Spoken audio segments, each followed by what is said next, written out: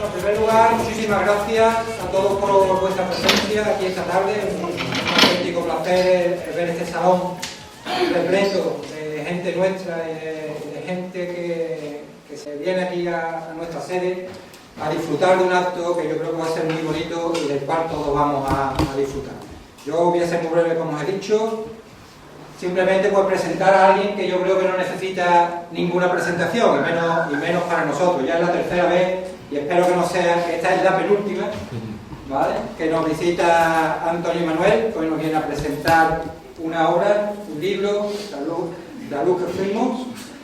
Y nada, viene acompañado del grupo de mujeres mediterráneas que a buen seguro nos van a deleitar con su arte y con su bien hacer, ¿vale? Pues nosotros simplemente, Antonio, pues darte nuevamente las gracias. Sabes que aquí se te quiere, se te respeta y sobre todo se te admira. Así que nada, tuyo es el escenario y pido para él un fuerte aplauso.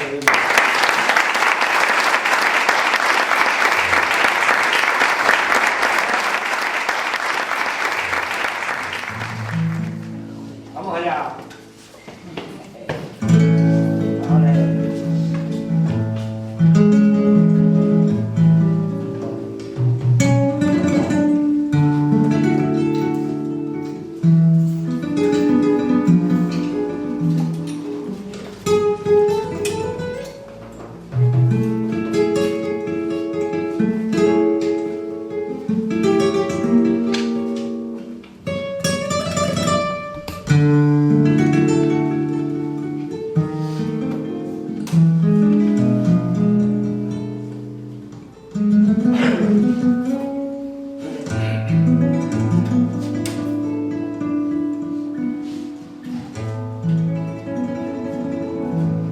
Pregúntale al platero, Plauteiro, Plauteiro.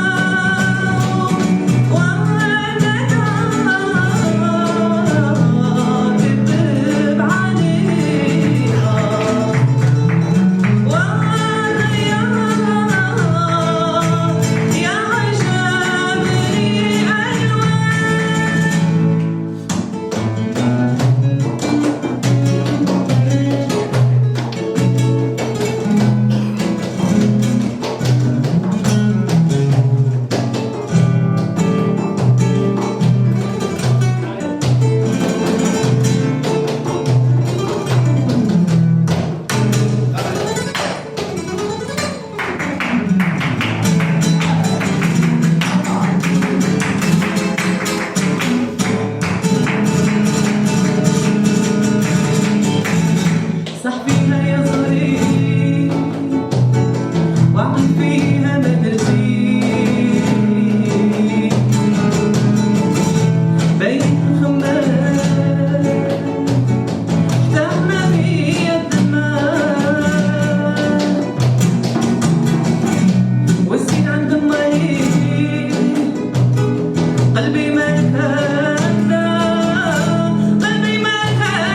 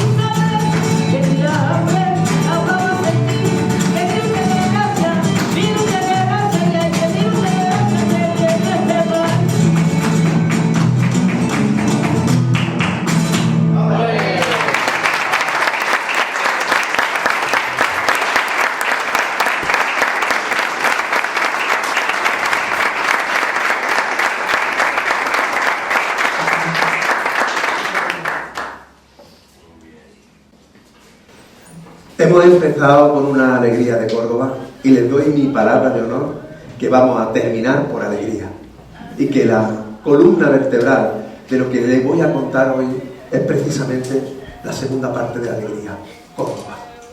Les voy a hablar de Córdoba, no la Córdoba que fuimos, sino la Córdoba que somos. Les voy a hablar no de la luz que fui, sino de la luz que soy, de la luz que somos. Porque de la misma manera que cuando salgan a la calle después del magnífico concierto de Mujeres Mediterráneas y se haga de noche y sigan brillando estrellas en el cielo a pesar de que hace miles y miles de años que murieron, por esa misma razón sigue viva la memoria de nuestras abuelas y de las abuelas de nuestras abuelas en las paredes escaladas de las casas, en el aroma a bugambillas y claveles de los patios, a la canela y el clavo de los dulces, a pesar de que haya mucha gente que esa memoria, que esa luz le moleste. Yo no sé si conocen una leyenda bellísima en la que una serpiente quiso comerse una luciérnaga. Entonces la luciérnaga le dijo: ¿pero por qué quieres comerme si yo no formo parte de tu alimento? Y entonces la serpiente dijo: porque tu luz me molesta. Y la identidad de lo que hoy unos cuantos siguen llamando España se ha construido intentando apagar esa luz, que es la luz de la diferencia. Fijaros que se da la paradoja de que para que exista esta luz blanca, es necesaria la diferencia. No existiría la luz sin el rojo, sin el amarillo, sin el azul, sin el añil, sin el violeta. Les voy a hablar de esa luz que fuimos, de esa Córdoba que seguimos siendo, a partir de la diferencia que entonces sí existía. Porque quiero que sepan que en aquella época existían diferentes de pellejo afuera. Lo había negro muy negro, y lo había blanco muy blanco. Lo había pelirrojo, como el primer emir, Abderramán I, y lo había rubio, rubísimo, como todos los califas omeyas. Todos los califas cordobeses. Ahora estoy viendo aquí la foto de mi admirado Julio Anguita. La última vez que estuve fue para presentar el libro de Julio. Y a lo mejor tenéis en la cabeza, cuando hablan de califas cordobeses, el rostro de Julio Anguita. Pues no. Los califas cordobeses eran rubios, todos, sin excepción. Y todos, sin excepción, hijos de concubina vasco-navarra. Lo había diferente también de pellejo adentro, por la forma de rezar. Es verdad que había musulmanes, es verdad que había judíos, es verdad que había cristianos, y es verdad que no había creyentes. Había gente que mantuvo las creencias paganas como siempre, como sigue existiendo hoy. Lo había diferente en la forma de hablar. Fijaros que nada más en el comienzo ya he escuchado dos lenguas. La lengua bellísima del árabe de Habiba y la lengua flamenca de Ana, porque Ana no canta en castellano, Ana canta en flamenco, canta en andaluz. En al-Ándalus coexistió la lengua que ya hablábamos antes de que se formara el Ándalus, que es el romance andalusí. Igual que había romances en el norte, aquí también se hablaba un romance, que se mantuvo hasta el siglo XII. Fijaros qué cosa más interesante y qué desconocida. Por ejemplo, la comarca de los Alcores, Marina del Alcor, el Viso del Alcor, a que la palabra Alcor suena a árabe. Claro, como empieza por al, será una palabra en árabe. Pues no. La palabra Alcor significa colina. Y la comarca de los Alcores es la comarca de las colinas. Lo que ocurre es que cuando se le coloca delante el al, parece una palabra en árabe. Porque lo que pasó fue que el romance acabó mezclándose con el árabe y se formó una lengua propia, nuestra lengua, que se llamó algarabía, que viene de arabía, que es el árabe, y algarb, que es occidente. Igual que Axarc es oriente, la Axarquía, o el algarve portugués, el algarve es el occidente. El árabe de occidente es lo que hablábamos nosotros. Y era una mezcla de todas las lenguas anteriores que lo único que hacían era superponerse. De la misma manera que vosotros fuisteis Urso y le fue Oxona y después Osuna. Por la misma razón, por esa misma razón, las palabras del romance se mantuvieron hasta hoy. Le voy a decir dos palabras del romance andalusí que van a quedar sorprendidos. Picha y chocho. Son palabras que provienen del romance andalusí. De hecho, chocho significa literalmente salado. Y por eso a los altramuces, que es la palabra en árabe, todavía se le llama en muchos lugares saladito. Y además se pronunciaba así, shosho. Pero también se hablaba bereber, que además es la lengua materna de Habiba. Y también se hablaba la lengua de los eslavos, que es la palabra que da pie a esclavo. Todos tenemos en la cabeza que un esclavo es un negro, que la esclavitud está vinculada a la negritud, pero eso no es cierto. Fijaros que la palabra esclavo proviene de los esclavos eslavos del norte. Y todas esas lenguas también se mezclaron aquí. Así que fijaros si había diferencia, pero al final toda la diferencia se reducía a la dualidad. Quiero que miren lo que tengo colgado en el cuello. Esta es la estrella de 8 puntas, que es probablemente el símbolo que mejor nos identifique como andaluces. Lo tengo aquí, al lado de la garganta, para que no se me olvide cuando hable. Y lo tengo aquí, tatuado, a la altura de mis arterias y de mi vena, para que no se me olvide, o que el corazón no se olvide cuando le corra la sangre. Este símbolo es un símbolo cartesio, es el símbolo del sol, pero cuando llegó al Andaluz se reinterpretó de una forma bellísima. Quiero que sepan que en el 716, apenas 5 años después de la pretendida conquista que nos hizo a todos musulmanes y árabes, que como nos cuenta la historia oficial, se encontró una moneda que tenía acuñada aquí la palabra al-Ándalus en árabe y en latín. Y en el otro lado, ¿a qué no saben lo que tenía? La estrella tartesia. La estrella que se mantuvo en los mosaicos de la Bética romana. La estrella que adorna la mezquita de Córdoba y la Alhambra de Granada. La estrella que adorna cuantos patios en Andalucía todavía hoy. En Al-Ándalus se reinterpretó esta estrella de una forma, como digo, espiritualmente hermosa.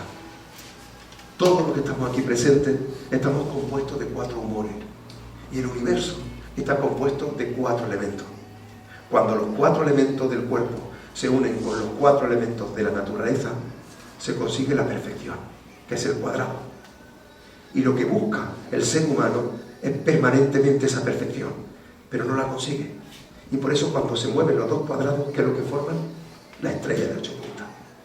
Y las decoraciones de las mezquitas, de la Alhambra, del Alcázar de Jerez, del Alcázar de Sevilla, no es más que el movimiento de esos 2 cuadrados hacia el infinito, hacia afuera o hacia el infinito, hacia adentro, buscando esa comunión perfecta. Pero mientras tanto, lo que hay es dualidad. Hay luces y sombras, hay dolor y amor, hay libertad y esclavitud. Y esa dualidad es de la que yo vengo a hablar. Yo vengo a hablar de una época que desconocemos, una de las épocas más luminosas y a la vez más oscuras de nuestra historia, en la que se combinó lo que yo creo que debería informarnos a todos los que estamos aquí presentes, la utopía. Les voy a hablar de una época en la que los vulnerables pudieron a los poderosos. Les voy a hablar de una época en la que el pueblo se rebeló contra los tiranos. Les voy a hablar de la primera gran revolución de Occidente, que no tuvo lugar en Francia, tuvo lugar aquí, en el suelo que pisáis. Tuvo lugar en Córdoba, cuando Córdoba era la capital del mundo, cuando Córdoba era el Ónfalos Mundi, cuando Córdoba era el faro del universo, cuando Córdoba era la París del siglo XVIII o la Nueva York del siglo XXI. Y en esa época el pueblo se levantó y consiguió derrocar al califa y nombró a un califa nuevo, y lo nombró el pueblo, y nombró un gobierno nuevo, con artesanos, con panaderos, con carniceros. Eso lo hizo el pueblo en el año 1009 y nosotros y nosotras lo desconocemos. Le voy a hablar de eso. Y le voy a hablar de los protagonistas de esa revolución que se han mantenido en el anonimato durante 1000 años. Y le voy a hablar de las que están siempre en el anonimato en los libros de historia.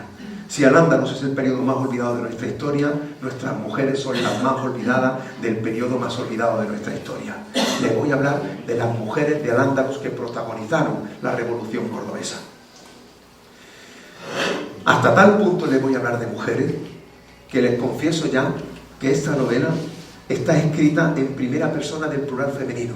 Las que hablan son las nosotras de entonces, que son las nosotras de ahora. Y les voy a hablar de todo eso cuando se conmemora exactamente 1000 años del tratado de amor más hermoso jamás escrito, El collar de la paloma. Lo escribió Ibn Hazm, uno de los intelectuales más importantes que jamás han pisado esta tierra. Y nosotros no sabemos ni cómo se escribe. Y le voy a hablar de su protagonista, una paloma. Así que, acompañado por Ana, por Javiva y por Pilar, le voy a hablar de revoluciones, de Córdoba, de mujeres, de amor y de paloma.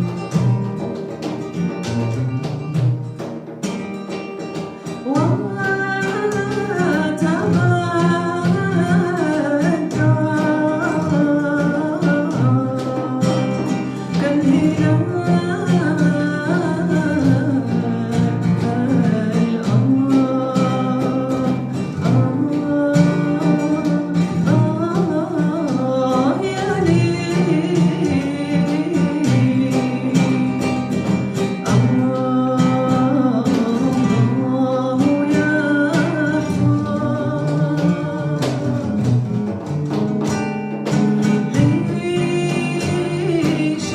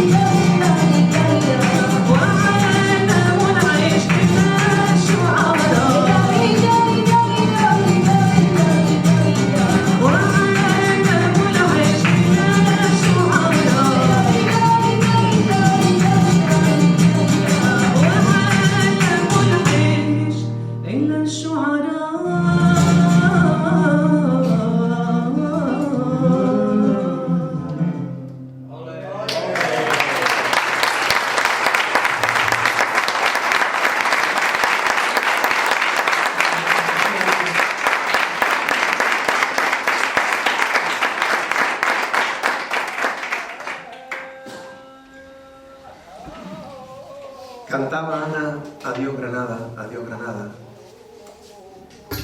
Lo que quizá no sepan es que Granada se funda cuando muere Córdoba. Y Córdoba empieza a morir justo con la revolución del 19. Granada se funda en el 1013 como pago de la ayuda de los bereberes para vencer al pueblo de Córdoba. Fijaros que coincide con el nacimiento del Reino de Sevilla. Estamos celebrando exactamente ahora el milenio del Reino de Sevilla en el 1023. Granada se fundó en el 1013. Todo Al-Ándalus se convulsiona a partir de esta revolución. Y yo os pregunto, ¿qué pasó para que en tiempos de Almanzor, que muere el 10 de agosto de 1002, el mismo día que asesinaron a Blas Infante, fijaros las casualidades? ¿Cómo es posible que en apenas 7 años aquel imperio que llegó a las cornisas del Cantábrico, que llegó a traerse las campanas de Santiago, se diluyera como un azucarillo? ¿Qué pasó? Lo que pasó fue que el pueblo consiguió el poder, y eso no es soportable por el poder. Esa maldición nos persigue desde antes hasta ahora, y les voy a contar un poco cómo ocurrió. Empecemos por Almanzor. A que a todos y a todas os suena el nombre de Almanzor, ¿a que sí? Pero si yo os preguntase quién es Almanzor, a que también a todas y a todos les correría como un cierto vértigo por la columna vertebral. Almanzor fue un tirano. Almanzor no fue un califa. Almanzor fue un hajib. Un hajib es una especie de primer ministro. Es como un valido. Seguro que a muchos os suenan los validos de los Austrias. Eso sí se estudió en los libros de texto. De Almanzor no, de eso no estudiamos ni una sola línea. Pero ¿cómo es posible que Almanzor, que era el hijo de una sastra, de una alfayata, en tan poco tiempo consiguiera ser el primer ministro hasta el punto de anular el poder del mismísimo califa? Ya sabéis que el poder se consigue de dos maneras. Una es yendo de la mano de los de abajo, y otra es yendo de la mano de los de arriba. Él lo hizo por la segunda vía. Lo primero fue coger de la mano a la persona más poderosa de Al-Ándalus. ¿Sabéis quién era la persona más poderosa de Al-Ándalus en los tiempos de Almanzor? Era una mujer. Sub, se llamaba Sub, que es la traducción al árabe de su nombre en castellano, Aurora. Era una concubina vasco-navarra. Una concubina que le dio el hijo varón al califa Al-Hakam II. Al darle el hijo varón, se convirtió en lo que se denomina Saida al-Kubra y Walad, es decir, la madre del primogénito y la gran señora. Lo que pasó fue que Al-Hakam murió y su hijo, Iksam II, era muy chiquito, y entonces ella se convirtió en regente. Quiero que piensen que estamos hablando de que es la regente de Al-Ándalus, que estamos hablando del imperio más poderoso de la tierra en el siglo XI. Ya que no saben quién fue el amante de Sub, Almanzor. Mira qué listo. Luego después la traicionó, porque eso también va en el ADN de los tiranos.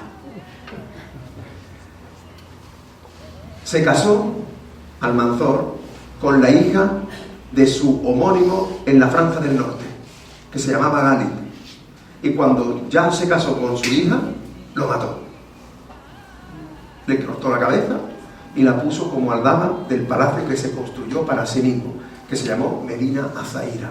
Como él no podía ser califa, y los califas tenían una ciudad califal que hoy es patrimonio mundial por la UNESCO, que es Medina Zahara, ya que todo suena a Medina Zahara, pero él se hizo una igual, o mejor aún, o tan resplandeciente como la suya, que llamó Medina Azaira.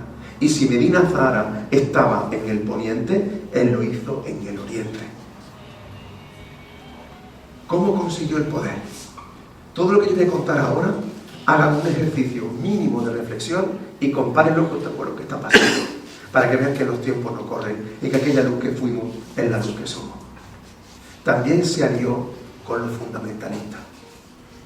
Hasta entonces, Al-Ándalus, igual que ahora Andalucía, no soportaba el fundamentalismo. a los andaluces nos sale sarpullido cada vez que nos intentan imponer algo. Pero a todo, ¿eh? Y somos sincréticos. Y puede ser ateo y cofrade. Estas cosas pasan aquí. Y cada uno tiene su virgen. Y somos politeístas. Porque hemos sido siempre así. Y hemos celebrado las fiestas de todos los tiempos. Las candelarias. Pues en Al-Ándalus se celebraban. Se celebraban las fiestas de enero, que se llamaban fiestas de Yanair. Y eran fiestas cristianas, pero las celebraba todo el mundo. Y se hacían unos dulcecitos que se llamaban madai y que eran mazapanes. Y ahora, atención, y hacían unos roscos que adornaban con fruta escarchada y le metían dentro, ¿a que no sabéis qué le metían dentro? Un haba. Y esas cosas pasaban en Al-Ándalus.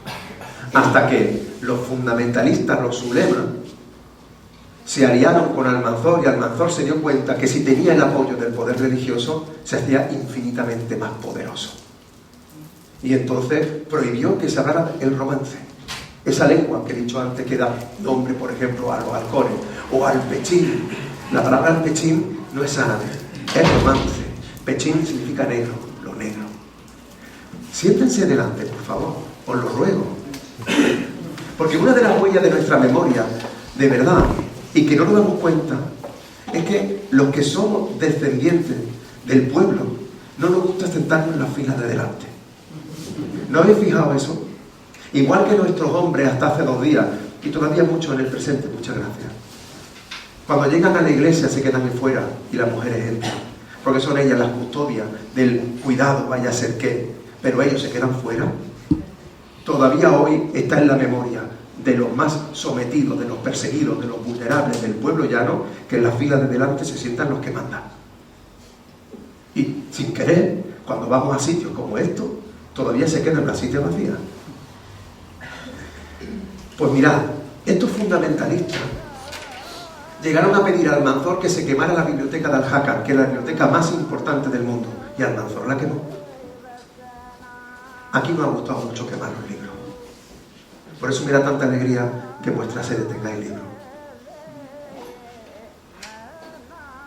Nunca olvidéis que ningún fundamentalismo merece la pena. Que todos los fundamentalismos, sean religiosos, políticos, sociales, de cualquier índole, todos los fundamentalismos carecen de fundamento. También se hizo fuerte Almanzor, porque se trajo del norte de África un ejército descomunal de bereberes y sudaneses, que los trató como mercenarios. Y a cambio de las luchas en el norte, les regalaba tierra. Tierra que no les regalaba a los nuestros. Fijaros lo que se parece. Eso a lo que nos ha pasado siempre. Recordad cuando Carlos III se trae a extranjeros para colonizar Andalucía. Recordadlo. Cuando se fundan la Carolina, la Luisiana, la Carlota. La fundaron extranjeros. A ser posible, católicos, porque desconfiaban de nosotros, los andaluces. En las cartas Puebla, de esos pueblos de colonización, les pido que los lean. Yo cuando lo leí la primera vez, en la memoria del flamenco de Félix Grande, tuve que cerrar el libro para hincharme de llorar. Porque en las cartas Puebla decían que no podían aparearse como si fueran ratas con los nativos, pero sí se les permitía mantener relaciones con aragoneses, navarros y catalanes. ¿Y sabéis por qué? Porque desconfiaban de nosotros, porque siempre hemos sido morralla, hereje, las dos cosas, no lo olvidéis, morralla y hereje. Y por eso siempre hemos tenido que estar en las calles escenificando que somos los más católicos de católicos, los más católicos del mundo, porque nos jugábamos la vida. Y aún así, no te preocupes que las tierras se las dan a los que vienen de fuera. Y eso fue lo que hizo Almanzor. Y fijaros que es uno de los orígenes más desconocidos del latifundismo andaluz. Porque es cierto que hay un latifundismo con la conquista, pero es cierto que hubo un reparto previo de tierra a mercenarios y que fueron extensísimas. Y al pueblo eso tampoco le gustó. Pero el colmo del colmo fue lo siguiente. Cuando Almanzor murió, designó un heredero. He dicho antes, fijaros qué curioso, he hablado de cómo se trajeron a norteafricanos un tirano. Eso a mí personalmente me recuerda mucho a Franco y a la Guardia Mora de Franco, para que veáis lo que se parecen las cosas, ¿verdad? Y que de la misma manera que Franco se garantizó su sucesión, Almanzor, que no era califa, no lo olvidéis, dijo, cuando yo me muera, que gobierne mi hijo. Su hijo también se casó con una vasco-navarra, pero lo mataron. Parece ser que lo mató su propio hermano, que se llamaba Sanchuelo. Le decían Sanchuelo porque era hijo de Urraca Sánchez, que a su vez era hija de Sancho de Navarra. ¿Lo veis? Otra vez. Pero este, además de ser hijo de Almanzor y ser un tirano, era sumamente imbécil. Ya sabéis que tener el poder es compatible con ser idiota.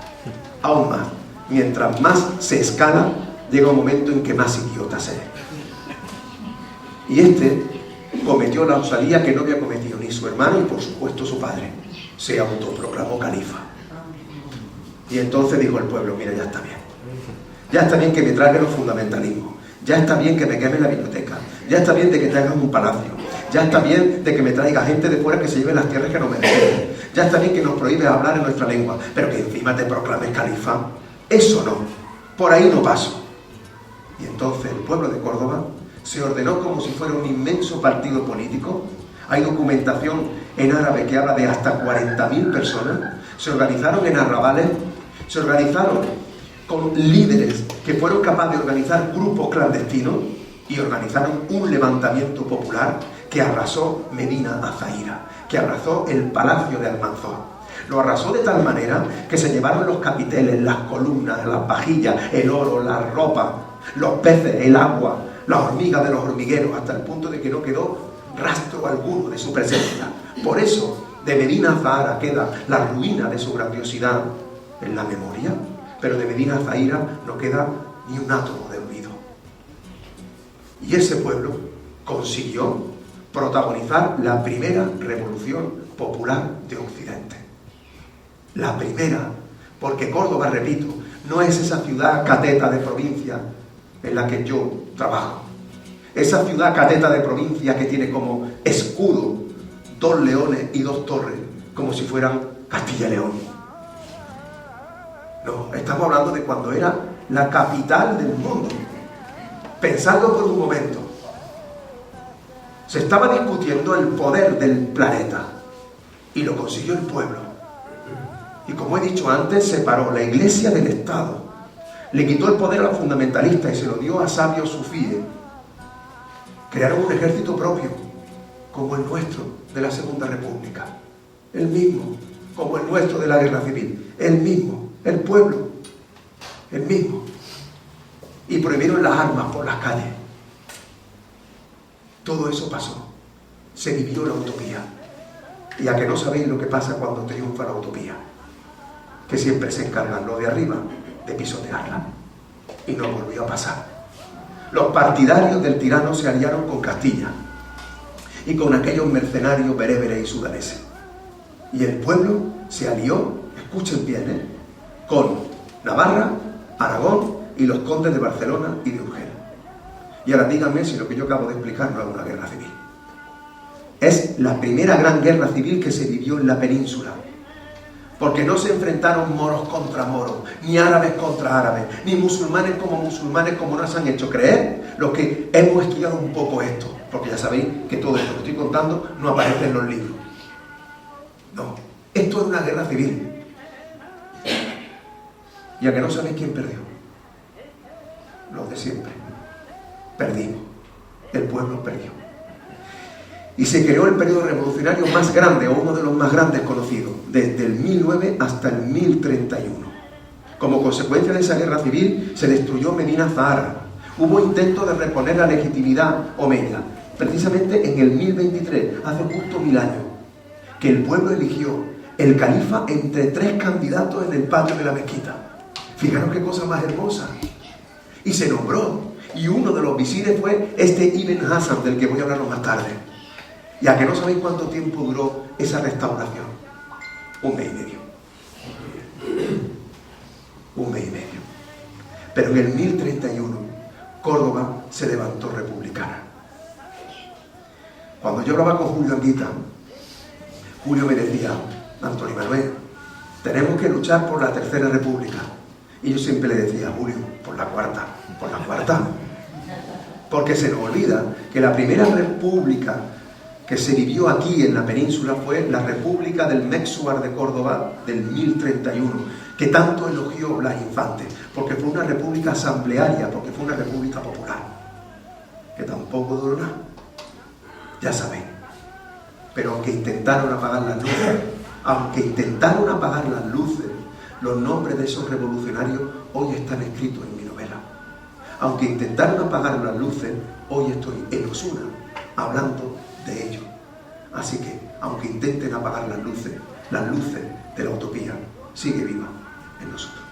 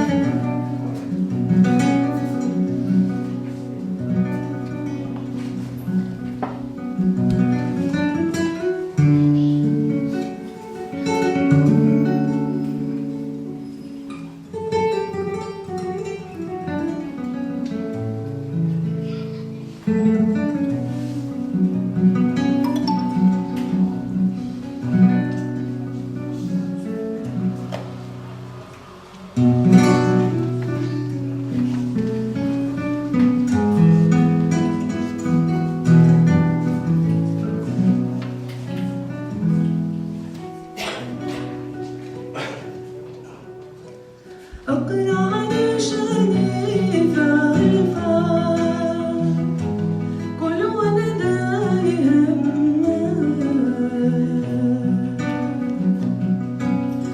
الرياق حتى أغصيميس الرياق حتى أغصيميس وني وفار الغازي وحار أنا سيد النار يتشاون دعوينيس يتشاون دعوينيس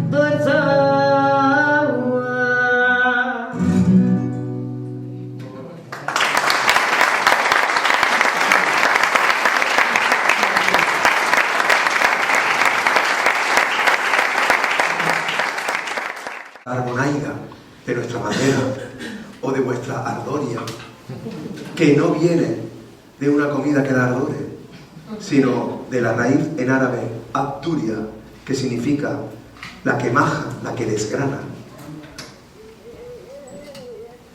La lengua materna de Habiba es el bereber.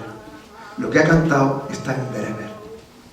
Bereber es una lengua, el amasij, de un pueblo que por encima de cualquier otra cosa es libre, que ansía la misma libertad que ha cantado Ana, poniendo nombre a Mariana Pineda, la que bordó la bandera de la libertad lorquiana.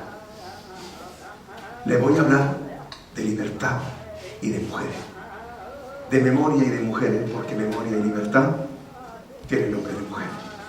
Porque les dije al principio, le voy a hablar de revolución, y lo he hecho. Le voy a hablar de Córdoba, y lo he hecho. Y le voy a hablar de mujeres, pero ¿ha salido alguna mujer antes, nada más que una? Porque la historia la escriben los hombres, y han omitido a quienes han hecho posible que hoy estemos aquí vivos, a las mujeres. Así que les voy a hablar de mujeres y de libertad. ¿Y a qué no saben quiénes eran las mujeres más libres de Al-Ándalus? ¿Lo saben? Las esclavas. Qué paradoja, ¿no? Había diferentes grados de esclavitud. Pues las esclavas que estaban en la cúspide se llamaban quillán.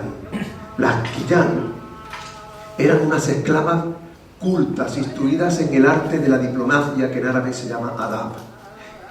Ellas eran capaces de interactuar con los diplomáticos, con los gobiernos, con los visires, con los ulemas, sin ningún problema. Eran plurilingües, hablaban distintas lenguas, eran capaces de transcribirlas, eran música, eran capaces de tocar el ud, eran capaces de cantar y de bailar. Y todo eso lo aprendían en un proceso que duraba 9 años. 3 años en Medina, 3 años en Meca y 3 años en Bagdad. Se iban 9 años fuera, igual que ahora nuestros andaluces se tienen que ir a buscarse la vida al extranjero. Igual que lo hicieron nuestros abuelos. Antes lo hacían con una jaula y con una boina, y ahora lo hacen con un ordenador portátil. Pero que es lo mismo, ¿eh? El mismo exilio es. El mismo. Y no se pueden ni imaginar lo que les duele a nuestros jóvenes cuando se van y cómo se dan cuenta de lo mucho que pierden cuando se van.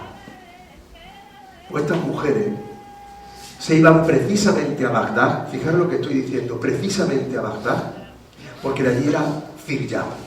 ¿Os suena el nombre de Firyab? ¿Os suena? ¿No?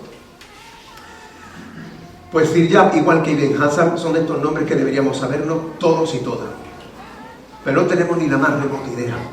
Cuando salgamos a la calle os voy a pedir, igual que miraseis a las estrellas, voy a pediros que miréis la luna, que os fijéis en los cráteres. Y quiero que sepan que gran parte de los cráteres de la luna tienen nombre de filósofos y científicos andalusíes. Y no sabemos ni quiénes son, pero que nos alumbran todos los días. Pues este Firyab fue el músico más importante que ha existido en la historia de Al-Ándalus y uno de los músicos más importantes de la historia de la península y universal.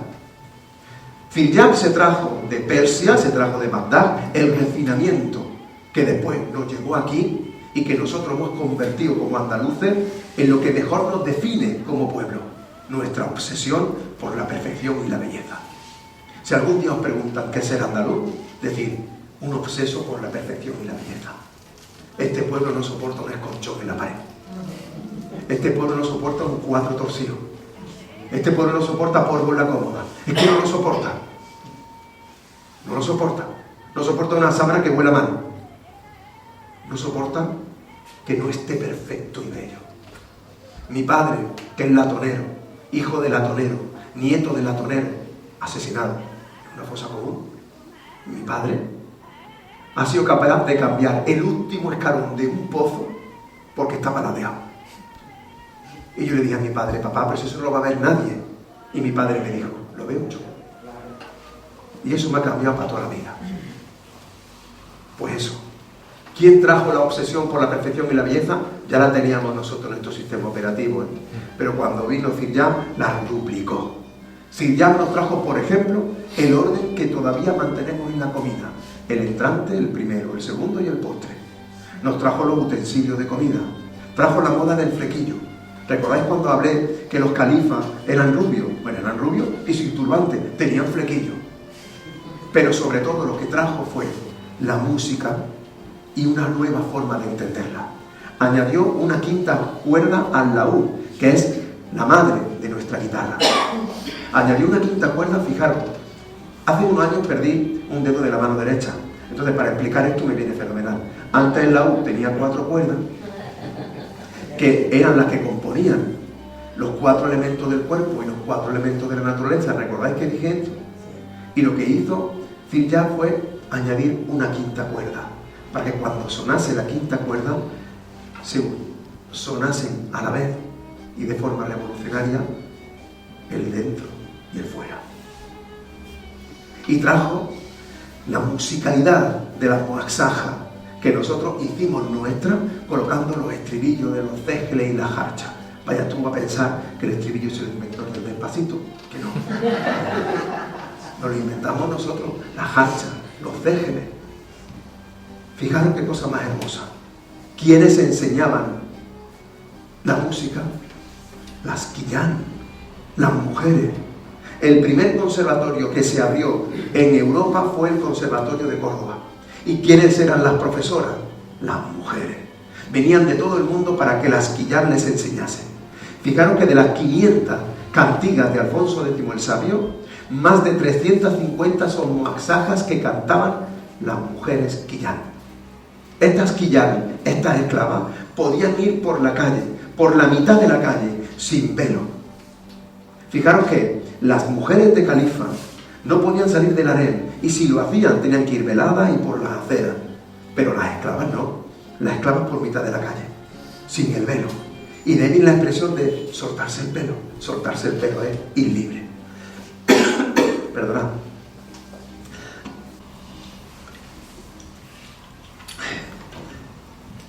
Os voy a decir otra cosa chulísima.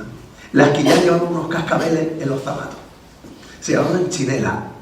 Y cuando iban por la calle, iban sonando los cascabeles. Y de ahí viene una expresión muy nuestra, muy andaluza, que cuando entra una mujer va haciendo ruido por donde va. Va haciendo ruido porque le van sonando los cascabeles. Estas eran las quillán. Habían otras esclavas, las yarillas, por ejemplo. Habían mujeres que trabajaban en casas ajenas, se llamaban jadín y cobraban por ello. Fíjate, estamos luchando para que nuestras trabajadoras del hogar estén dignificadas y en el siglo XI ya cobraban. Ojo, que yo no estoy idealizando a Holanda, porque nadie se equivoque, ¿eh? No. Las mujeres entonces estaban tan reprimidas como las nuestras de hace unos años. Perdón. Pero esto que estoy contando deberíamos saberlo, ¿no? Yo entiendo que sí. Y deberíamos sabernos que concubinas, cuando daban hijos a los califas, tenían un inmenso patrimonio y podían ser tan poderosas que acababan siendo regentes de Al-Ándalus. Eso pasaba aquí. Y fundaban casas para mujeres de pálida y fundaban hospitales. La mayoría de las mezquitas de Córdoba tenían nombre de mujer. Los cementerios tenían nombre de mujer. Cementerio que es el origen de Makbara, es el origen de la palabra macabro. Fijaros. Además de estas esclavas, había mujeres libres, mujeres hurra. Hurra significará la libertad. Perdón, es que estoy un poco malito. Pero hasta ahora no se ha notado, ¿eh? Bueno, pues, pero veremos a partir de ahora. Os pido disculpas. Pero ¿estáis bien? ¿Estáis a gusto? Sí. Pues fijaros, había mujeres nobles que tenían como mujeres libres propiedades y tenían una inmensa influencia en la nobleza que se llamaba Hassa. Os puedo hablar de muchas de ellas. Algunas fueron notarias o secretarias de los califas, como Lumna o como Nizam. Pero le voy a hablar de una que protagoniza mi novela porque para mí es importantísima. Murió el mismo año de la Revolución y se llamaba Aisha. Aisha bin Ahmad al-Qurtubi. Aisha la cordobesa. Esta Aisha cuentan que nunca bebió agua en su vida, que siempre bebió vino. Y cuentan de esta Aisha, fijaros, que se murió virgen. Y es mentira, se murió soltera. Que no es lo mismo. Y tenía la biblioteca más importante de Al-Ándalus. Recordad que Almanzor se entretuvo en quemar gran parte de la biblioteca de Al-Hakam, pero Aisha tenía una biblioteca en su casa con libros en griego, con libros en latín, que además ella entendía. Y además escribía canciones y poemas. Y lo más importante, todavía se conservan algunos. Y yo les voy a recitar uno. Hermosísimo, a mí me emociona mucho. Dice Aisha, es que poneros en situación. Dice Aisha: una leona soy, y nunca me agradaron los cubiles ajenos, pero si tuviera que elegir alguno, jamás escucharía la voz de un perro, yo que tantas veces cerré los oídos a los leones.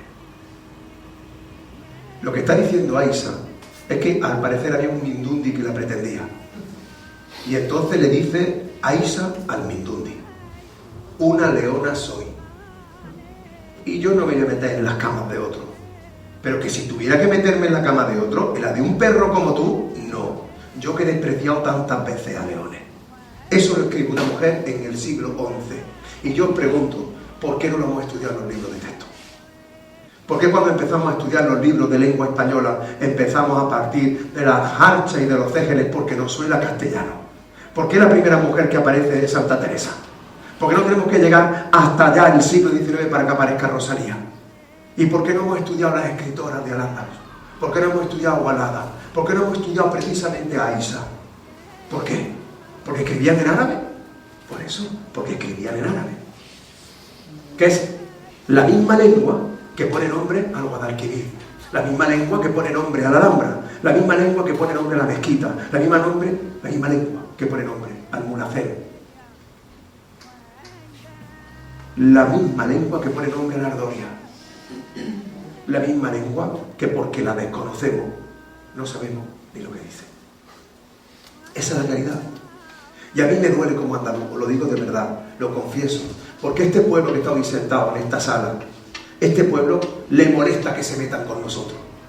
Y cuando dice que hablamos mal, nos levantamos y decimos que no, que hablamos bien. Pero cuando te preguntan ¿por qué? Dicen, no lo sé. Eso es lo que nos pasa. Y nuestra arma, la única arma que tenemos para combatirla es la cultura.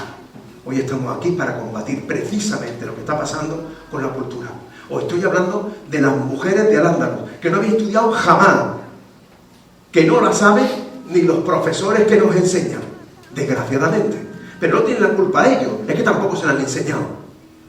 Pero sí que es verdad que ya han pasado 40 añitos de autonomía, ¿no? Yo creo que hubiéramos hecho algún favor a nosotros mismos si hubiéramos estudiado un poco de estas mujeres. Mujeres que fueron sabias sufíes, que enseñaron a sabios sufíes como Sans de Marchena o Fátima de Sevilla. Sin embargo, las ignoran. Y además de esas mujeres esclavas, esas mujeres nobles, esas mujeres, había mujeres como nosotras, como mi madre, como mi esposa, como mi hija, como mi abuela, las mujeres de toda la vida. Yo les voy a hablar de las alfayatas. Las alfayatas eran las sastras. Y les voy a hablar de las alfayatas porque mis dos abuelas acabaron siendo sastras, las dos, la Angelita y la Rosario. Y le voy a hablar de la alfayata porque cuando se produce la conquista, fijaros qué curioso, cuando se produce la conquista, resulta que los castellanos no tienen a mujeres que borden la seda con la precisión, la belleza que tenían las nuestras. Y por eso mantuvieron la industria de la seda, y a los moriscos orfebres de la plata y a las moriscas que cosían y judías, las mantuvieron porque necesitaban que alguien bordase los mantos de las vírgenes. Fijaros que Isabel la Católica lo primero que hizo fue prohibir la seda. Luego después se tuvo que retranquear, pero la prohibió de verdad. La prohibió porque era una prueba importantísima del refinamiento andalusí. Y por eso hasta hace 2 días hemos estado guardando gusanitos de seda en las casas. Nosotros que somos de pueblo, yo soy de Almodóvar, vosotros sois de Osuna, nosotros que estamos hartos de ver orugas en el campo, ¿por qué teníamos gusanitos de seda en una caja? Lo hacíamos por 2 razones. La primera, porque había una huella en nuestra memoria que nos recordaba que una vez fuimos la primera potencia mundial en la exportación de la seda. Fuimos el imperio de la seda. Y la segunda, que es una metáfora bellísima, porque aunque al pueblo nos traten como un gusano, es verdad que en algún momento nos convertiremos en mariposas.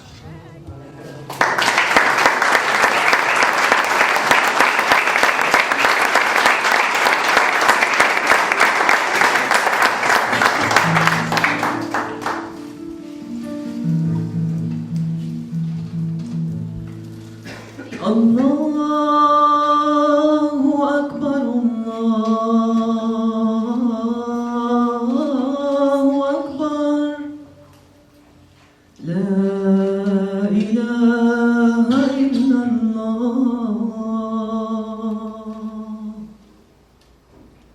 Ashhadu an la ilaha illallah,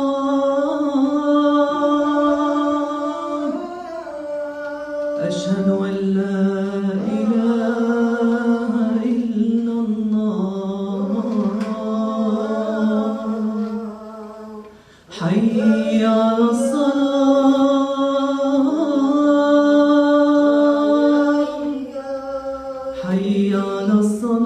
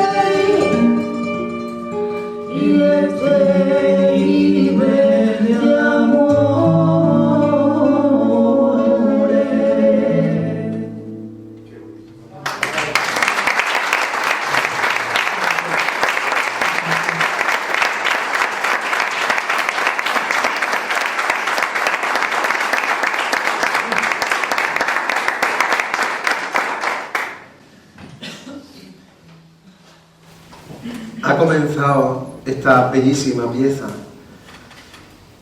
Habiba, entonando un adán, una llamada a la oración musulmana.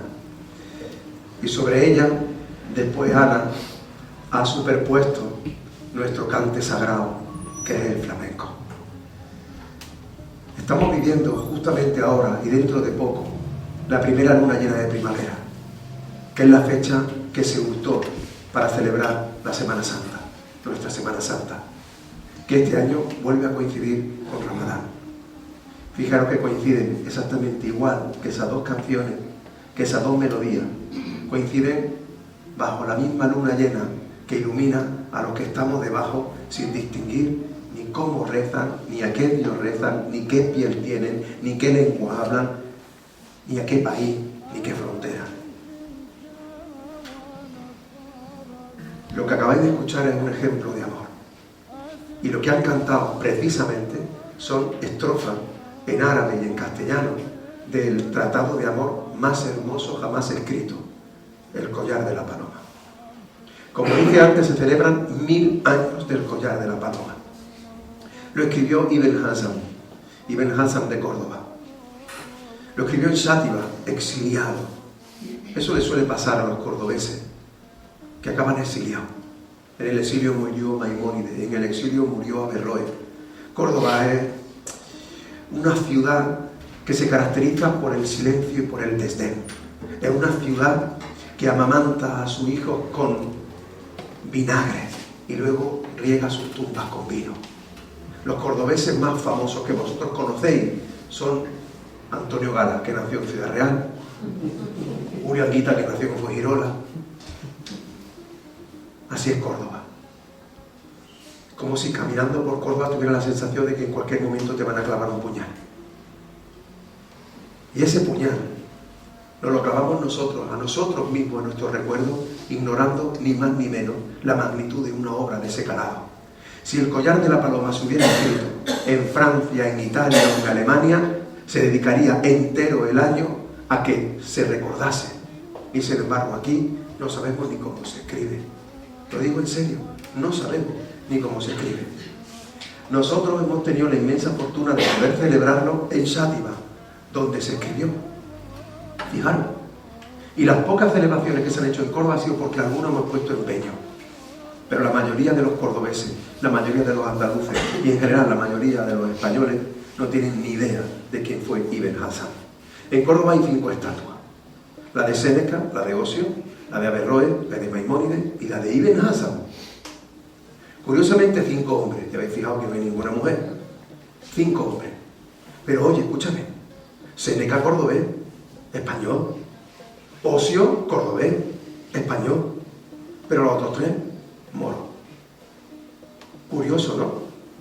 Curioso que estudiemos a Santo Tomás de Aquino y a San Agustín de Hipona, que estudiemos a Aristóteles y que estudiemos a Platón y no tengamos ni la más remota idea de los filósofos que trajeron el saber mediterráneo grecolatino al saber centroeuropeo.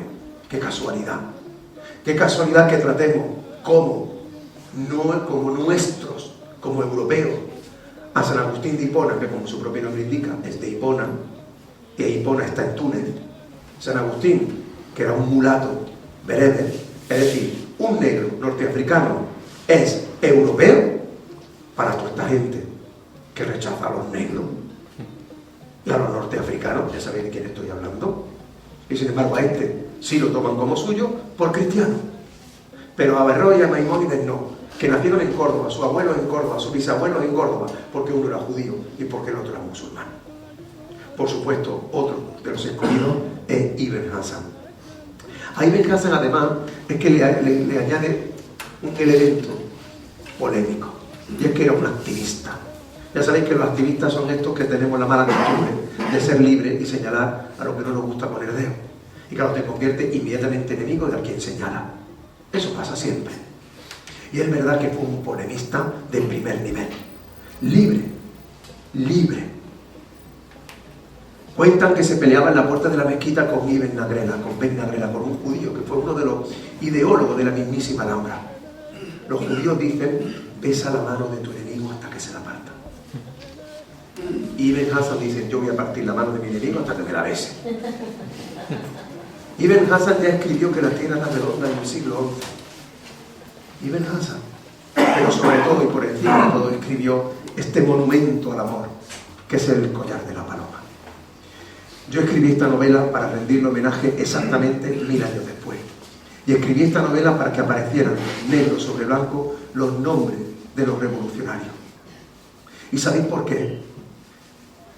Porque mi abuelo Antonio, al que tanto admiro, mi abuelo Antonio, que fue una pieza clave en la implantación del comunismo libertario en mi pueblo, que fue una pieza clave en la guerra civil, no tiene una calle en mi pueblo, no la tiene. Y no la tiene por eso, por libre. Y a mí me parece un gesto de justicia poética universal que 1000 años después otro anónimo como yo haya escrito los nombres de esos anónimos en una novela. A mí me parece de una revolución poética descomunal que podamos leer ahora a Tarsus el mago, a Said, a Al-Aghar, a esos personajes que vaya a leer en la novela porque verdaderamente existieron. Y están en fuentes en árabe, pero en castellano ni una línea. A todos nos suenan Padilla, Bravo y Maldonado, los comuneros. No conocemos a las mujeres de los comuneros, que fueron tan revolucionarias como ellos. Y no conocemos a nuestros revolucionarios, que protagonizaron la primera revolución de Occidente.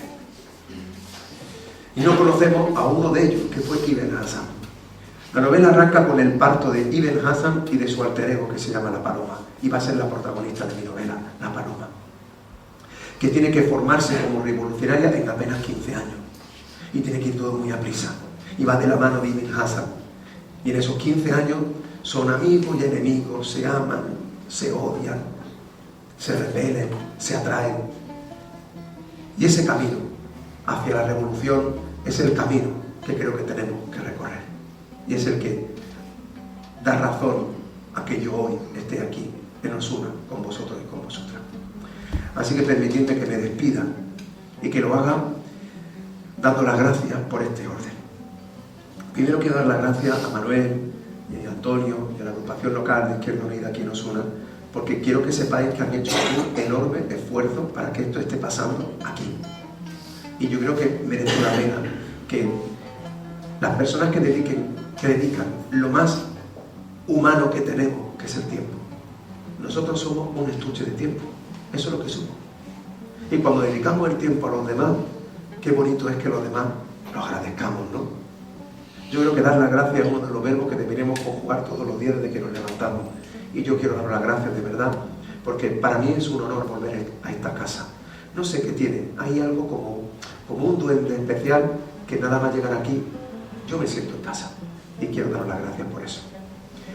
Luego quiero dar las gracias, pero no quiero que aplaudan ahora, Quiero dar las gracias, miren, a mi hermana Pilar, a mi hermana Javiva y a mi hermana Ana.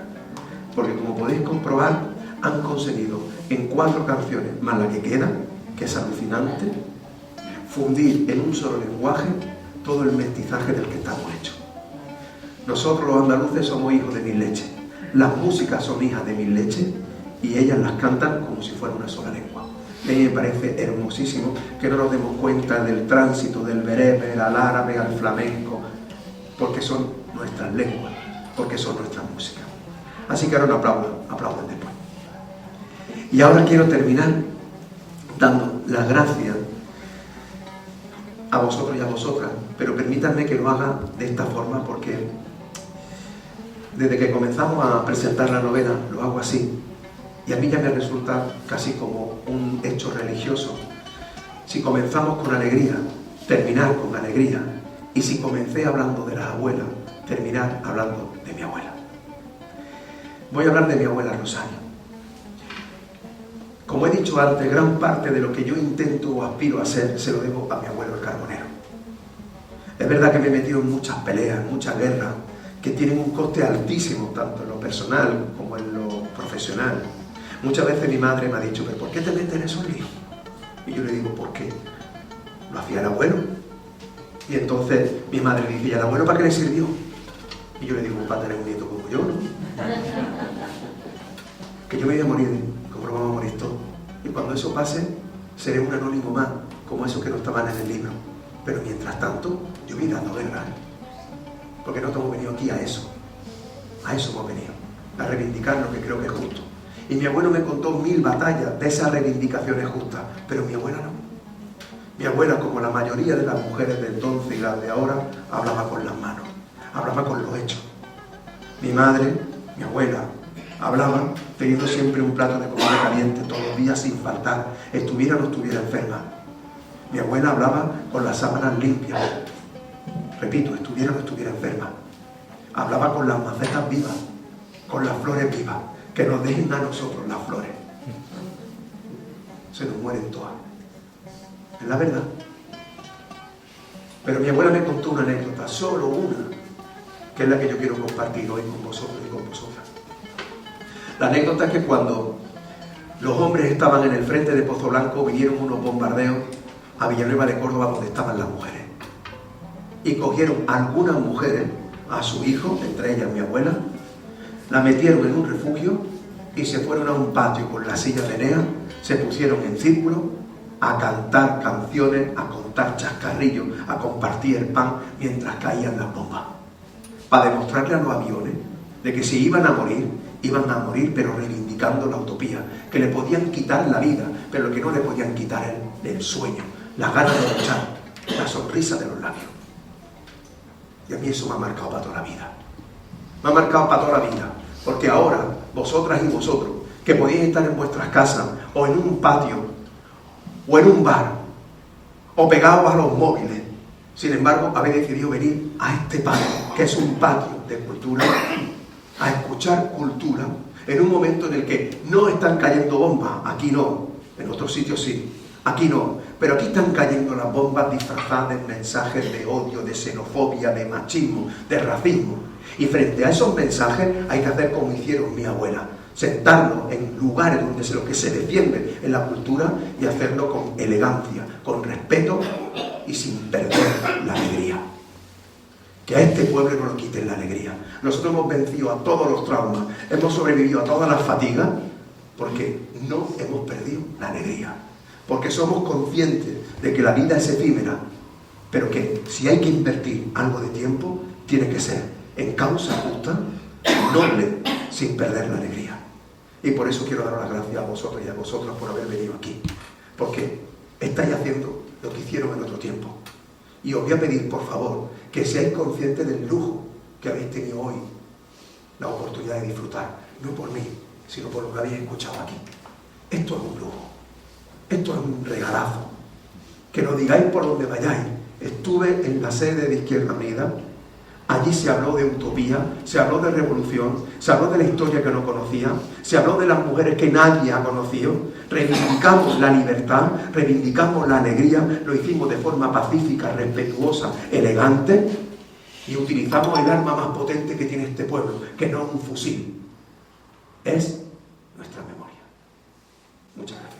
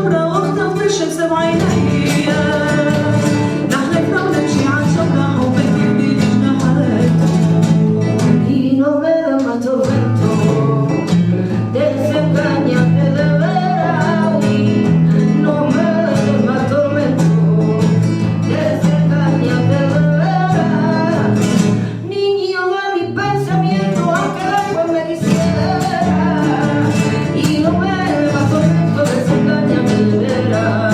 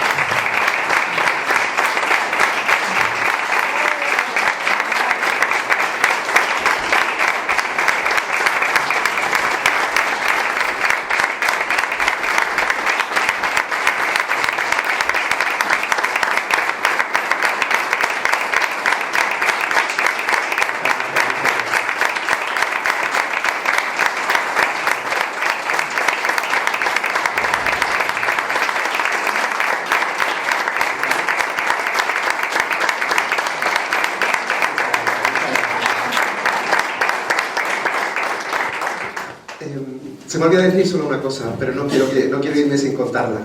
La última vez que yo vine aquí fue para presentar el libro de Julia Anguita, su libro póstumo. Y ese día un compañero Diego, vino y me trajo un puñadito de Granada. Hoy han venido de Granada, precisamente, para traernos un puñadito de arte. Pero Diego ya no está. Diego se nos fue, Diego ha muerto. Y entonces me gustaría que este último aplauso fuera para Diego en su memoria.